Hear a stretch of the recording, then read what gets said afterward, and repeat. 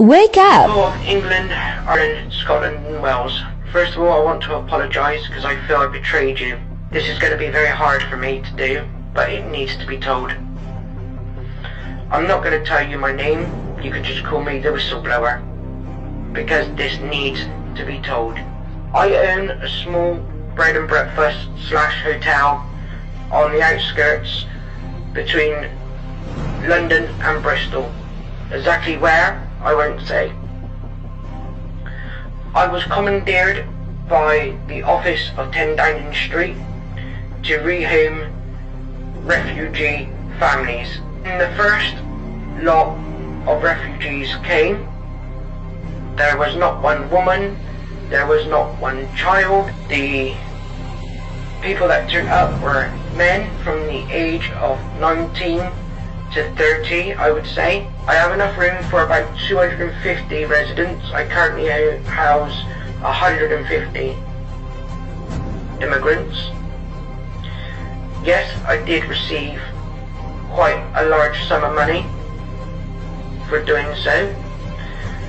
On doing so, the government told me that I had to fire all my staff and they will supply their own, and also that they will supply security guards for the bread and breakfast. Well, about 2 weeks ago, I received a phone call to say that a large parcel will be arriving sometime this evening. Around about 2:30 in the morning, I received another phone call to say that the parcel has arrived and can I open up the rear servant entrance at the back of the B&B, which I went down and met some army personnel, which kind of surprised me very, very much. The person in charge, I don't know who he was, colonel or whatnot, asked me to show him to a secure room within the B&B, which I did. On doing so, they loaded in roughly between 60 and 70 really big crates. I asked what was in the crates, and I was told that I was not permitted to know. He then handed me a smaller parcel and told me that I will receive a phone call to give me further instructions on what to do and when to open this parcel, which was very strange. So I've had this parcel now for about a week in my office, and I started talking to a friend of mine, and he said, well, do you know what, you don't know what's inside these parcels, it could be anything, it's your property, whatever's inside your property, you own the rights to open, and I should have a look what it was.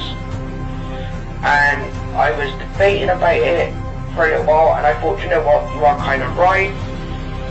If it's in my property, I want to know what it is. So I opened the small parcel up, and inside was a letter with a list of names and numbers written next to the name. On realising that each name on the letter was one of the refugees, and there was a smaller box inside the parcel, I opened that and there was a series of keys with numbers on. So I went down to the secure lock where these crates were and noticed that each crate had a number on it and each key had a number on it. So I took 2 keys for 2 of the crates and I opened up the crates. Crate 1.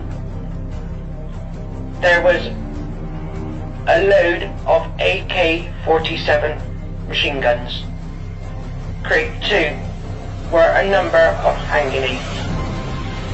Now when I say this, I'm saying this as you could start a new war off with what I was looking at. There was enough ammunition inside one of the crates to easy wipe out my little village. Boom, gone, easy. Now I'm a bit stuck because I don't want these refugees here anymore, but I'm contracted to house them for a period of time. I don't know if I can give the government their money back and tell them to sweet off, or not, I don't know. All I do know is, in good faith, I cannot